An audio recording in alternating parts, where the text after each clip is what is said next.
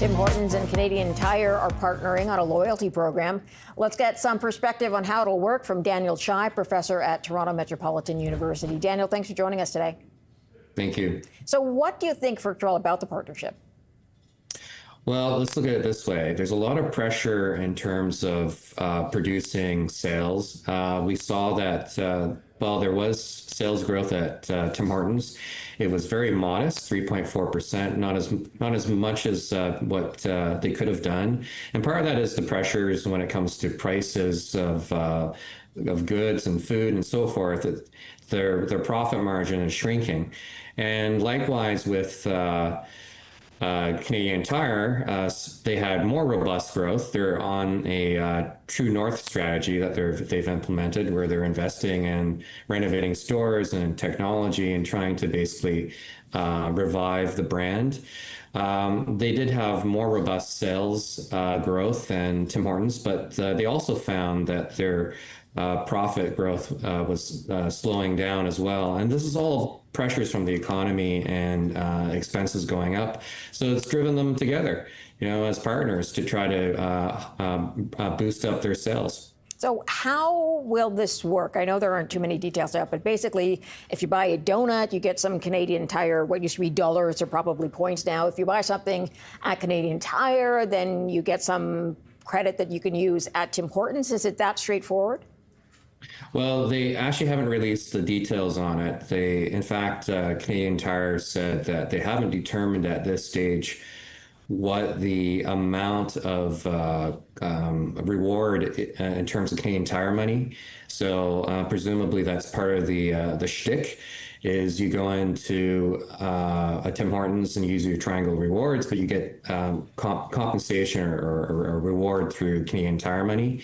But at the end of the day, if it's minuscule, customers aren't going to really notice it.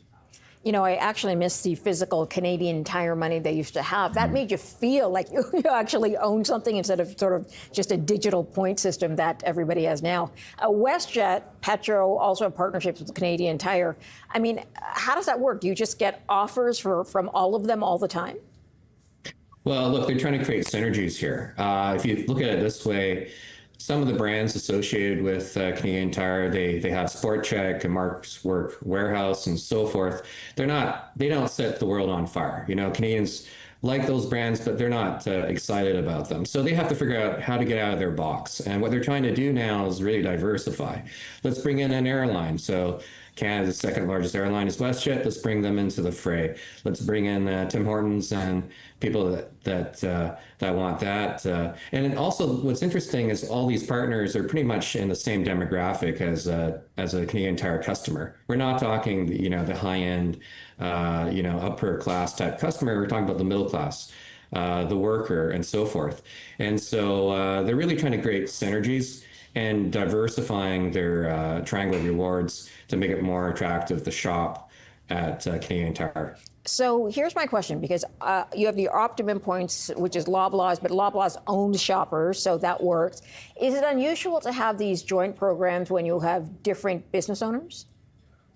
Well, Loblaws was ahead of the curve because they really looked at their program as vertically integrating a whole supply chain. So you can tell as soon as they acquired Shoppers Drug Mart, guess what they did? They started bringing in groceries. So you can get your bananas and your other edibles from Shoppers. So they had a pretty coherent strategy in terms of linking their rewards program. And then they brought in Esso as a gas partner. And so Canadian Tire is a little bit more hodgepodge because they're late to the game. They're trying to do things with Petro-Canada. They've taken over some of the Canadian Tire gas stations have been branded Petro-Can. So they're trying to develop these synergies, but they are a bit late to the game. Do you think that customers like the idea of getting different points at different places, or would it be easier to have, one card that works at different places? Because I imagine you'd have to have an app or a separate card for each, Petro versus WestJet versus Tim's. Yeah, I mean, customers love convenience. And in fact, Apple was really smart because they've digitized the ability to use your phone to act as a card for many different programs. And that's probably something that Canadian Tire should look at, is trying to make it extremely easy and convenient. Now, the only issue is, as you mentioned earlier, unlike Loblaws, which owns Shoppers Drug Mart, there's a lack of coherency among these different owners of different brands and stores. So they have to kind of make it more coherent, and that's why they've delayed this rollout. I mean, we're going to be waiting for the details next year for them to release what they're going to do. So some of this might just be still on the drawing board. You'd think they'd have more of a coherent idea of what they're going to do and release that to the public, but it seems like it's still up in the air. Okay, how about customer information? I'm wondering, will everybody then have access to customer information if I only have a Tim's card, but now I want to collect some points at Canadian Tire? Do you worry about that customer information being spread around a little too much? Well, yeah, I mean, that's a big part of the deal too, is retailers want all that private, sensitive customer data, shopping behaviors. That's very valuable stuff. They can sell it to third parties. They can use it within their own market analysis and bombard customers and target them. So that also does raise a bit of a risk here now that you're sharing it, all that information with Triangle Rewards, Canadian Tire. Are they going to ensure that information is fully secured? So, the more data sharing there is, the more a target it becomes for hackers. So we know that that's happened in the past, that some of these loyalty programs have been hacked. And so that is a legitimate concern to have. Do customers have concerns about being bombarded? Because now it does feel like anytime you're online, either on your phone or your laptop, you're getting bombarded either sort of quietly on the side or sort of in your face or your inbox or your email or in text. It feels constant. I'm just wondering if you've heard that as a concern from consumers. Yeah, I mean, so there's some reasons why some loyalty programs stand out from the others, why PC Optimum is Canada's leading loyalty program. They probably have the best data analytics when it comes to targeting their customers. They basically have a very good intuitive sense based on their algorithm in terms of promoting products and sales to the customer. So that's a big thing here.